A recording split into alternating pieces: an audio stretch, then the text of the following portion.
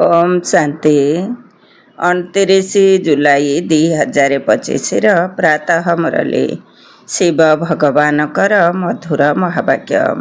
शिव बाबा कहते मिठे बचे जेबेठारु शरीर रे आत्मा प्रवेश करे सेबेठारु यही शरीर मूल्यवान हो जाए, किंतु शरीर को श्रृंगार करा जाए, आत्मा को नुहे।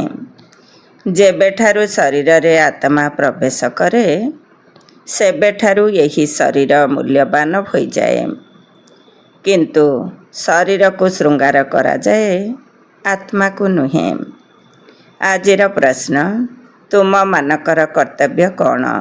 तुमको क्यों सेवा करिबा उचित? तुम मानकर कर्तव्य कौन? तुमको क्यों सेवा करिबा उचित? उत्तर, तुमर कर्तव्य हेउछि निजर हमजिन्सी अर्थात समवर्गी बा समसाथी मानकु नररु नारायण नारीरु लक्ष्मी हेबार उपाय बताइबा। तुमको एबे भारतर प्रकृत आत्मिक सेवा करिबाकु हेबो, जेहेतु तुम मानकु ज्ञानर तृतीय नेत्र मिलिछि, तेणु तुमर बुद्धि एवं चालीचलन बहुत रिफाइनी अर्थात मार्जित हेबा उचित। काहा प्रति सामान्यतम मध्य मोह न रहु। गीत नयनहीन को राह दिखाओ प्रभु। ओम शांति डबल शांति। तुम मानकु ओम शांतिर प्रत्युत्तर रे ओम शांति कहवा उचित। आमर स्वधर्म हेउछि शांति। तुमे कौन एबे शांति पाई केउ आड़े जीव कि? मनुष्य मनर शांति पाई साधु संत मानक पाखक मध्य जाइथांति ना? तेबे मन बुद्धि तो आत्मार अंग अटे, जेपरि यही शरीरर अंग प्रत्यंग रहिछि, सेहिपरि आत्मारे मध्य मन बुद्धि एवं ज्ञान चक्षु रहिछि। ज्ञान नेत्र यही स्थूल चक्षु परि नुहे। कहउछन्ति, हे प्रभु नयनहीन को बाट बताओ। तेबे प्रभु अथवा ईश्वर कहवा द्वारा पितृस्नेहर कौनसी अनुभूति हेउनाही। पितांक ठारु तो पिलामानकु संपत्ति मिलिथाए। एठारे तो तुमे बाबांक सम्मुखरे बसिछ, पढ़ुछ मध्य। तुमको किए पाठ पढ़ाउछन्ति? तुमे एपरि कहिब नाही जे परमात्मा अथवा प्रभु पाठ पढ़ाउछन्ति। तुमे कहिब शिव बाबा पढ़ाउछन्ति। बाबा अक्षर तो बिल्कुल सहज और मधुर। से बाप दादा मध्य आत्मा को आत्मा ही कहा जाए, एमिति तो से परमात्मा ही अटंती। से कहते मो परम आत्मा अर्थात परमात्मा तुमर पिता अटे। पुणी मोर ड्रामा अनुसार नाम रखा जाइछि शिव। ड्रामारे समस्तंकर नाम मध्य दरकार ना। शिवंकर मंदिर मध्य रहिछि। भक्ति मार्गरे तो गोटिए नाम बदल रे अनेक नाम रखि देइछन्ति एवं अनेक मंदिर तैयारी करि चलिछन्ति। जिनिस तो गोटिए। सोमनाथंकर मंदिर केते बड़ तैयारी होइछि। मंदिर को केते सजाउछन्ति, महल आदि को मध्य केते सजाउछन्ति। आत्मार तो कौनसी साजसज्जा हुए नाही। सेहिपरि परमात्माकर मध्य कौनसी साजसज्जा नाही। से हेउछन्ति बिंदु। बाकी जहा किछि सजा जाउछि ताहा शरीर मानकर साजसज्जा। बाबा कहउछन्ति, ना मोर श्रृंगार हेउछि ना आत्मार श्रृंगार हेउछि। आत्मा हेउछि बिंदु। शरीर बिना एते छोट बिंदु तो कौनसी अभिनय करि परिबो नाही। सेही छोट आत्माटी शरीर रे प्रवेश करिथिबारु शरीर को केते प्रकार रे सजा जाउछि। मनुष्य मानकर केते प्रकारर नाम रहिछि। राजा रानी को किपरि सजा जाउछि। आत्मा तो साधारण बिंदु ही अटे। एबे तुमे पिला माने सब को बुझी सारिछ। आत्मा ही ज्ञान धारण करिथाए। बाबा कहउछन्ति, मोठारे मध्य ज्ञान अछि ना? शरीर रे कौन ज्ञान थाए कि? मो आत्मा रे ही ज्ञान थाए। तुमको सुनाइबा पई मोते यही शरीर नेबाको पड़ी थाए। शरीर बिना तो तुमे शुणी पारिब नाही। ଏହି ଗୀତ ଲେଖାଯାଇଛି, ନୟନହୀନକୁ ରାସ୍ତା ବତାଅ ପ୍ରଭୁ। କ'ଣ ଶରୀରକୁ ମାର୍ଗଦର୍ଶନ ଦିଆଯିବ? ନା, ଆତ୍ମାକୁ। ଆତ୍ମା ହିଁ ଡାକୁଛି। ଶରୀରର ତ ଦୁଇଟି ନେତ୍ର ରହିଛି, ତିନୋଟି ନେତ୍ର ତ ହୋଇପାରିବ ନାହିଁ। ତୃତୀୟ ନେତ୍ର ଅର୍ଥାତ୍ ମସ୍ତକରେ ତିଳକ ମଧ୍ୟ ଲଗାଉଛନ୍ତି। କେହି କେବଳ ବିନ୍ଦୁ ସଦୃଶ ଦିଅନ୍ତି, କେହି ଗାର ଟାଣନ୍ତି। ବିନ୍ଦୁ ତ ଆତ୍ମା ଅଟେ, ବାକି ଜ୍ଞାନର ତୃତୀୟ ନେତ୍ର ମିଳୁଛି। ଆତ୍ମାରେ ପୂର୍ବରୁ ଏହି ଜ୍ଞାନର ତୃତୀୟ ନେତ୍ର ନଥିଲା। କୌଣସି ମନୁଷ୍ୟଙ୍କ ପାଖରେ ତିଳେ ହେଲେ ଏହି ଜ୍ଞାନ ନାହିଁ। ସେଥିପାଇଁ ଜ୍ଞାନ ନେତ୍ରହୀନ କୁହାଯାଉଛି। ବାକି ସ୍ଥୂଳ ନେତ୍ର ତ ସମସ୍ତଙ୍କର ଅଛି। ସମଗ୍ର ଦୁନିଆରେ ତୃତୀୟ ନେତ୍ର କାହାର ନାହିଁ। ତୁମେ ସର୍ବୋତ୍ତମ ବ୍ରାହ୍ମଣ କୁଳର ଅଟ। ତୁମେ ଜାଣିଛ ଭକ୍ତି ମାର୍ଗ ଏବଂ ଜ୍ଞାନ ମାର୍ଗରେ କେତେ ଫରକ ରହିଛି। ତୁମେ ରଚୟିତା ଏବଂ ରଚନାର ଆଦି ମଧ୍ୟ ଅନ୍ତକୁ ଜାଣି ଚକ୍ରବର୍ତ୍ତୀ ରାଜା ହେଉଛ। ଯେପରି ICS ଯୋଗ୍ୟତାଧାରୀ ମଧ୍ୟ ବହୁତ ଉଚ୍ଚ ପଦ ପାଇଥାନ୍ତି, କିନ୍ତୁ ଏଠାରେ ପାଠପଢ଼ା ଦ୍ୱାରା କେହି ସାଂସଦ ଆଦି ହେଉନାହାନ୍ତି। ଏଠାରେ ତ ନିର୍ବାଚନ ହେଉଛି। ଭୋଟ ଦ୍ୱାରା ସାଂସଦ ଆଦି ହେଉଛନ୍ତି। ଏବେ ତୁମକୁ ବାବାଙ୍କର ଶ୍ରୀମତ ମିଳୁଛି। ଆଉ କେହି ଏପରି କହିପାରିବେ ନାହିଁ ଯେ ମୁଁ ଆତ୍ମାକୁ ମତ ଦେଉଛି। ସେମାନେ ସମସ୍ତେ ହେଲେ ଦେହ ଅଭିମାନୀ। ବାବା ହିଁ ଆସି ଦେହୀ ଅଭିମାନୀ ହେବା ଶିଖାଉଛନ୍ତି। ସମସ୍ତେ ଦେହ ଅଭିମାନୀ ଅଟନ୍ତି। ମନୁଷ୍ୟ ଶରୀରକୁ କେତେ ଚାକଚକ୍ୟରେ ରଖୁଛନ୍ତି। ଏଠାରେ ତ ବାବା ଆତ୍ମାମାନଙ୍କୁ ହିଁ ଦେଖୁଛନ୍ତି। ଶରୀର ବିନାଶୀ, ପଇସାକର ମୂଲ୍ୟ ନୁହେଁ। ଜୀବଜନ୍ତୁଙ୍କର ତ ହେଲେ ଚମଡ଼ା ଆଦି ବିକ୍ରି ହୋଇଥାଏ। ମନୁଷ୍ୟମାନଙ୍କର ଶରୀର ତ କୌଣସି କାମରେ ଆସୁନାହିଁ। ଏବେ ବାବା ଆସି ଅର୍ଥ ପାଉଣ୍ଡ ଅର୍ଥାତ୍ ମୂଲ୍ୟବାନ କରୁଛନ୍ତି। ତୁମେ ପିଲାମାନେ ଜାଣିଛ ଯେ ଏବେ ଆମେ ଦେବତା ହେବାକୁ ଯାଉଛୁ। ତେଣୁ ଏହି ନିଶା ଚଢ଼ି ରହିବା ଉଚିତ। କିନ୍ତୁ ଏହି ନିଶା ମଧ୍ୟ ପୁରୁଷାର୍ଥର କ୍ରମ ଅନୁସାରେ ରହୁଛି। ଧନର ମଧ୍ୟ ନିଶା ରହିଥାଏ ନା। ଏବେ ତୁମେ ପିଲାମାନେ ବହୁତ ଧନବାନ ହେଉଛ। ତୁମର ବହୁତ ରୋଜଗାର ହେଉଛି। ତୁମର ମହିମା ମଧ୍ୟ ଅନେକ ପ୍ରକାରରେ ରହିଛି। ତୁମେ ଫୁଲର ବଗିଚା ତିଆରି କରୁଛ। ସତ୍ୟ ଯୁଗକୁ ଗାର୍ଡେନ୍ ଅଫ୍ ଫ୍ଲାୱାର ଅର୍ଥାତ୍ ଫୁଲର ବଗିଚା କୁହାଯାଉଛି। ଏହାର ଚାରା କେବେ ଲାଗୁଛି ଏକଥା ମଧ୍ୟ କାହାକୁ ଜଣା ନାହିଁ। ତୁମକୁ ବାବା ବୁଝାଉଛନ୍ତି, ମୋତେ ଡାକୁଛନ୍ତି ମଧ୍ୟ। ହେ ଭଗବାନ, ହେ ବାଗବାନ ଅର୍ଥାତ୍ ବଗିଚାର ମାଲିକ ଆସ। ତାଙ୍କୁ ମାଳି କୁହାଯିବ ନାହିଁ। ସେଣ୍ଟର ସମ୍ଭାଳୁଥିବା ସନ୍ତାନମାନେ ମାଳି ଅଟନ୍ତି। ଅନେକ ପ୍ରକାରର ମାଳି ରହିଛନ୍ତି। ବାଗବାନ ଜଣେ ହିଁ ଅଟନ୍ତି। ମୋଗଲ ଗାର୍ଡେନର ମାଳିକୁ ଦରମା ମଧ୍ୟ ବହୁତ ମିଳୁଥିବ ନା। ଏତେ ସୁନ୍ଦର ବଗିଚା ତିଆରି କରୁଛନ୍ତି ଯେ ସମସ୍ତେ ଦେଖିବାକୁ ଆସୁଛନ୍ତି। ମୋଗଲମାନେ ବହୁତ ସୌଖିନ ଥିଲେ। ତାଙ୍କର ସ୍ତ୍ରୀ ମରିଗଲା, ତେଣୁ ତାଜମହଲ ତିଆରି କରିଦେଲେ, ଯାହାଙ୍କର ନାମ ପ୍ରଚଳିତ ହୋଇ ଆସୁଛି।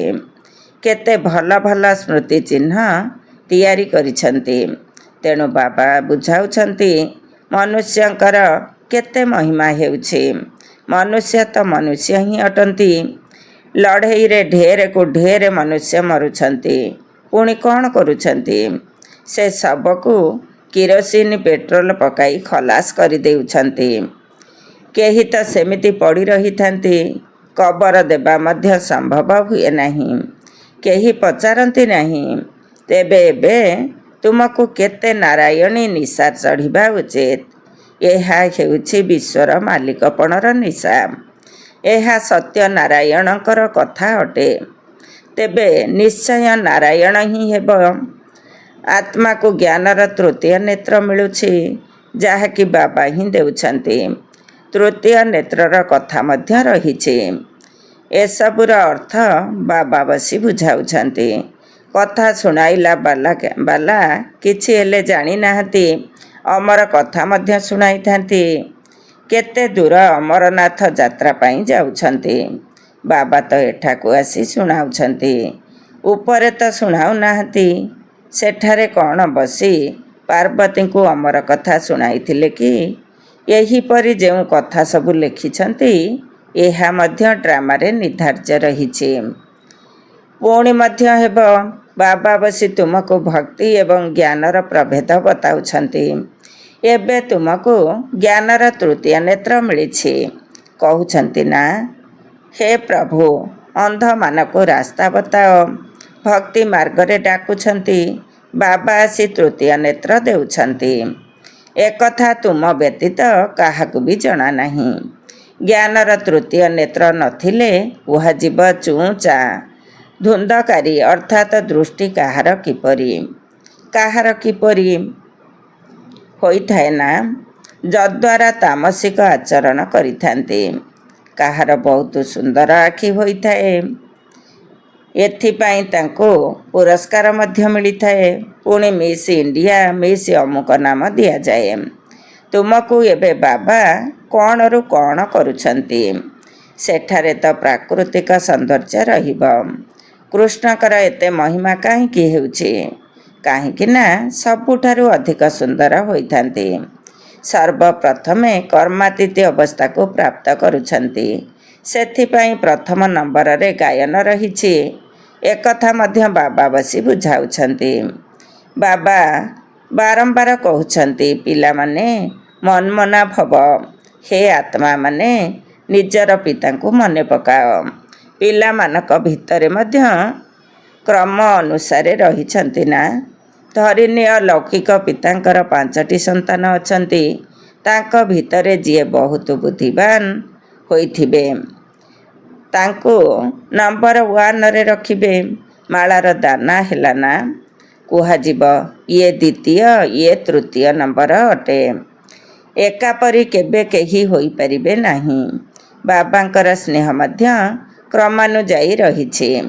ତାହା ହେଉଛି ହଦ, ଏହା ହେଉଛି ବେହଦର କଥା। ଯେଉଁ ସନ୍ତାନମାନଙ୍କୁ ଜ୍ଞାନର ତୃତୀୟ ନେତ୍ର ମିଳିଛି, ତାଙ୍କର ବୁଦ୍ଧି ଏବଂ ଚଳନି ବହୁତ ମାର୍ଜିତ ହୋଇଥାଏ। ଗୋଟିଏ କିଙ୍ଗ ଅଫ୍ ଫ୍ଲାୱାର ରହିଛି, ଅର୍ଥାତ୍ ଫୁଲଙ୍କର ରାଜା।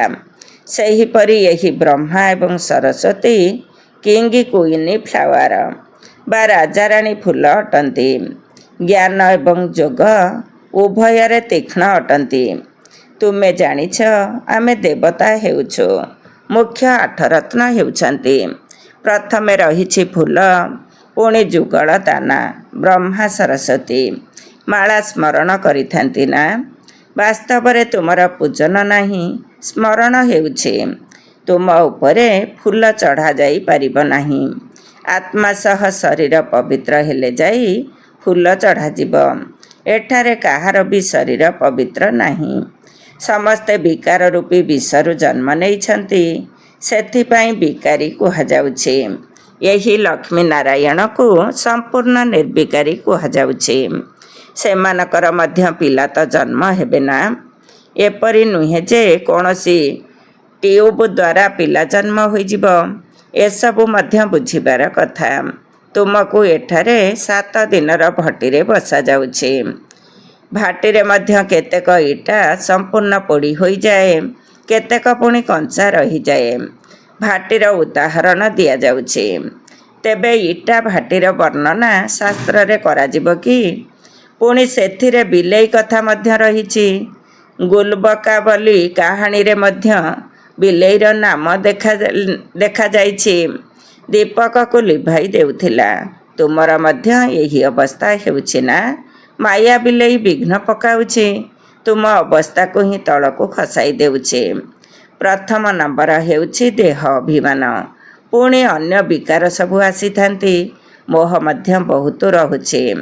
କନ୍ୟା କହୁଛି ଯେ ମୁଁ ଭାରତକୁ ସ୍ୱର୍ଗ କରିବା ପାଇଁ ରୁହାନୀ ସେବା କରିବି। ମୋହର ବଶବର୍ତ୍ତୀ ହୋଇ ମାତା ପିତା କହୁଛନ୍ତି, ଆମେ ଅନୁମତି ଦେବୁ ନାହିଁ। ଏହା ମଧ୍ୟ କେତେ ମୋହ ଅଟେ। ତୁମକୁ ମୋହର ବିଲେଇ ହେବା ଉଚିତ ନୁହେଁ। ଏହା ହିଁ ତୁମର ଲକ୍ଷ୍ୟ। ବାବା ଆସି ମନୁଷ୍ୟରୁ ଦେବତା, ନରରୁ ନାରାୟଣ କରୁଛନ୍ତି। ତୁମର ମଧ୍ୟ କର୍ତ୍ତବ୍ୟ ହେଉଛି ନିଜର ସମବର୍ଗୀୟଙ୍କର ଏବଂ ଭାରତର ସେବା କରିବା। ତୁମେ ଜାଣିଛ ଆମେ କ'ଣ ଥିଲୁ, କ'ଣ ହୋଇଯାଇଛୁ। ଏବେ ପୁଣି ପୁରୁଷାର୍ଥ କର ରାଜାମାନଙ୍କର ରାଜା ହେବା ପାଇଁ। ତୁମେ ଜାଣିଛ ଆମେ ନିଜର ରାଜଧାନୀ ସ୍ଥାପନ କରୁଛୁ। କୌଣସି ଅସୁବିଧାର କଥା ନାହିଁ। ବିନାଶ ନିମନ୍ତେ ମଧ୍ୟ ଡ୍ରାମାରେ କୌଶଳ ରଚନା କରାଯାଇଛି। ପୂର୍ବରୁ ମଧ୍ୟ ମୂଷଳ ଦ୍ୱାରା ଲଢ଼େଇ ଲାଗିଥିଲା।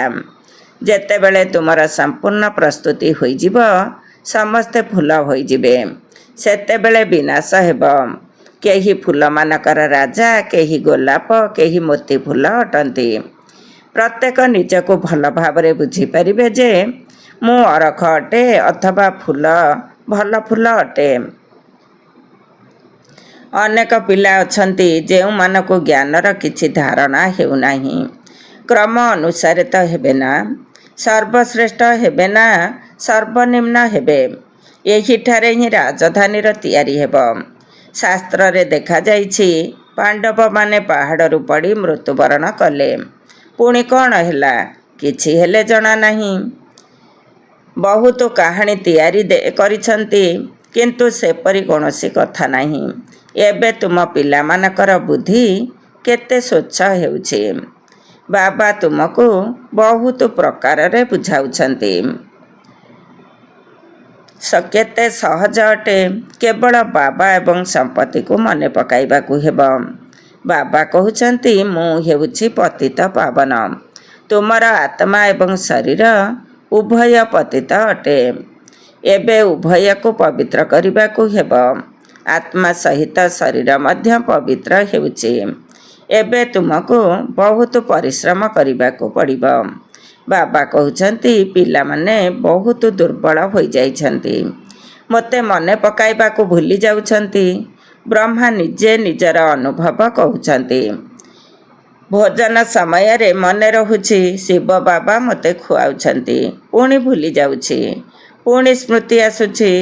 ତୁମ ଭିତରେ ମଧ୍ୟ ପୁରୁଷାର୍ଥର କ୍ରମ ଅନୁସାରେ ଅଛନ୍ତି। କେହି ତ ବନ୍ଧନମୁକ୍ତ ହୋଇ ମଧ୍ୟ ପୁଣି ବନ୍ଧନରେ ବାନ୍ଧି ହୋଇ ଧର୍ମର ସନ୍ତାନ ମଧ୍ୟ କରିଦେଉଛନ୍ତି। ଏବେ ତୁମକୁ ଜ୍ଞାନର ତୃତୀୟ ନେତ୍ର ଦେଉଥିବା ବାବା ମିଳିଛନ୍ତି। ଏହାର ପୁଣି ନାମ ଦିଆଯାଇଛି ତିଜିରିର କଥା, ଅର୍ଥାତ୍ ତୃତୀୟ ନେତ୍ର ମିଳିବାର କଥା। ଏବେ ତୁମେ ନାସ୍ତିକରୁ ଆସ୍ତିକ ହେଉଛ। ପିଲାମାନେ ଜାଣିଛନ୍ତି ବାବା ହେଉଛନ୍ତି ବିନ୍ଦୁ, ଜ୍ଞାନର ସାଗର ଅଟନ୍ତି।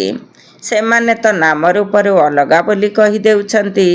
ଆରେ ସେ ଜ୍ଞାନର ସାଗର ତ ନିଶ୍ଚିତ ଜ୍ଞାନ ଶୁଣାଇବେ ନା। ଏହାଙ୍କର ରୂପ ମଧ୍ୟ ଲିଙ୍ଗ ସ୍ୱରୂପ ଦର୍ଶାଉଛନ୍ତି। ପୁଣି ତାଙ୍କୁ ନାମ ରୂପରୁ ଅଲଗା କିପରି କହୁଛନ୍ତି? ଶତାଧିକ ନାମ ରଖିଦେଇଛନ୍ତି। ପିଲାମାନଙ୍କ ବୁଦ୍ଧିରେ ଏହି ସମସ୍ତ ଜ୍ଞାନ ଭଲ ଭାବରେ ରହିବା ଉଚିତ। କହୁଛନ୍ତି ମଧ୍ୟ ପରମାତ୍ମା ଜ୍ଞାନର ସାଗର ଅଟନ୍ତି। ସାରା ଜଙ୍ଗଲକୁ କଲମ କରି ଲେଖିଲେ ମଧ୍ୟ ଜ୍ଞାନର ଅନ୍ତ ହୋଇପାରିବ ନାହିଁ। ଆଚ୍ଛା, ମିଠା ମିଠା ଶିଖିଲଧେ ସନ୍ତାନମାନଙ୍କ ପ୍ରତି ମାତା ପିତା ବାପଦାଦାଙ୍କର ମଧୁର ସ୍ନେହ ସମ୍ପନ୍ନ ଶୁଭେଚ୍ଛା ଏବଂ ସୁପ୍ରଭାତ। ଆତ୍ମିକ ପିତାଙ୍କର ଆତ୍ମିକ ସନ୍ତାନମାନଙ୍କୁ ନମସ୍ତେ। ଆମ ଆତ୍ମିକ ସନ୍ତାନମାନଙ୍କର ଆତ୍ମିକ ମାତା ପିତା ବାପଦାଦାଙ୍କୁ ନମସ୍ତେ ନମସ୍ତେ, ସୁପ୍ରଭାତ।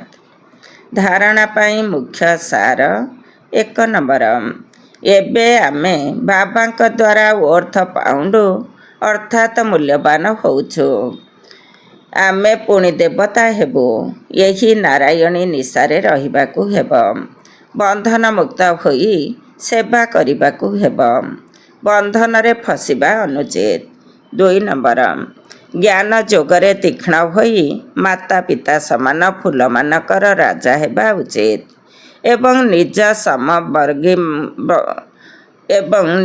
ସମବର୍ଗୀୟମାନଙ୍କର ମଧ୍ୟ ସେବା କରିବାକୁ ହେବ। ବରଦାନ। ନିଜର ସର୍ବ ସମ୍ପତ୍ତିକୁ ଅନ୍ୟ ଆତ୍ମାମାନଙ୍କର ସେବାରେ ଲଗାଇ ସହଯୋଗୀ ହେଉଥିବା ସହଯୋଗୀ ହୁଅ। ନିଜର ସର୍ବ ସମ୍ପତ୍ତିକୁ ଅନ୍ୟ ଆତ୍ମାମାନଙ୍କର ସେବାରେ ଲଗାଇ ସହଯୋଗୀ ହେଉଥିବା ସହଯୋଗୀ ହୁଅ। ଡିଟେଲ୍ସ। ସହଯୋଗୀ ହେବାର ସାଧନ ହେଲା ସର୍ବଦା ନିଜକୁ ସଂକଳ୍ପ ଦ୍ୱାରା, ବାଣୀ ଦ୍ୱାରା ଏବଂ ପ୍ରତ୍ୟେକ କାର୍ଯ୍ୟ ଦ୍ୱାରା ବିଶ୍ୱର ସର୍ବ ଆତ୍ମାମାନଙ୍କ ପ୍ରତି ସେବାଧାରୀ ମନେକରି ସେବାରେ ହିଁ ନିଜର ସବୁକିଛି ଲଗାଇବା। ବ୍ରାହ୍ମଣ ଜୀବନରେ ଯାହା କିଛି ତୁମକୁ ପ୍ରାପ୍ତ ହେଉଛି, ଯଥା ଶକ୍ତି ରୂପୀ ସମ୍ପତ୍ତି, ଗୁଣର ସମ୍ପତ୍ତି, ଜ୍ଞାନର ତଥା ଶ୍ରେଷ୍ଠ ରୋଜଗାର କରିବାର ସମୟ ରୂପୀ ସମ୍ପତ୍ତି, ଯାହା ବି ବାବାଙ୍କ ଠାରୁ ପ୍ରାପ୍ତ ହୋଇଛି ତାକୁ ସେବାରେ ଲଗାଅ, ଅର୍ଥାତ୍ ସହଯୋଗୀ ହୁଅ, ତେବେ ସହଜ ଯୋଗୀ ହୋଇଯିବ। କିନ୍ତୁ ସହଯୋଗୀ ସିଏ ହୋଇପାରିବ ଯିଏ ସମ୍ପନ୍ନ ହୋଇଥିବ, କାରଣ ସହଯୋଗୀ ହେବା ଅର୍ଥାତ୍ ମହାଦାନୀ ହେବା। ଆଜିର ସ୍ଲୋଗାନ, ଯଦି ବେହଦର ବୈରାଗୀ ହେବ ତେବେ ଆକର୍ଷଣର ସବୁ ସଂସ୍କାର ସହଜରେ ସମାପ୍ତ ହୋଇଯିବ। ଯଦି ବେହଦର ବୈରାଗୀ ହେବ ତେବେ ଆକର୍ଷଣର ସବୁ ସଂସ୍କାର ସହଜରେ ସମାପ୍ତ ହୋଇଯିବ। ଓମ୍ ଶାନ୍ତି।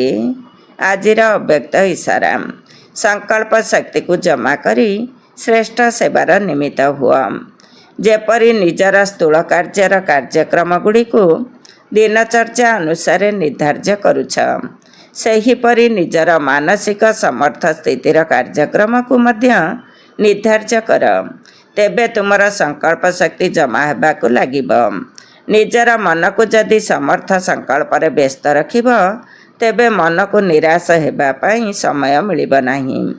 ଯଦି ତୁମର ମନ ସର୍ବଦା ଏକାଗ୍ର ରହିବ, ତେବେ ଆପେ ଆପେ ଶ୍ରେଷ୍ଠ ପ୍ରକମ୍ପନର ତରଙ୍ଗ ଚତୁର୍ଦିଗରେ ବିଚ୍ଛୁରିତ ହେବ, ଯାହାଦ୍ୱାରା ଆପେ ଆପେ ସେବା ହୋଇଚାଲିବ। ଓମ୍ ଶାନ୍ତି।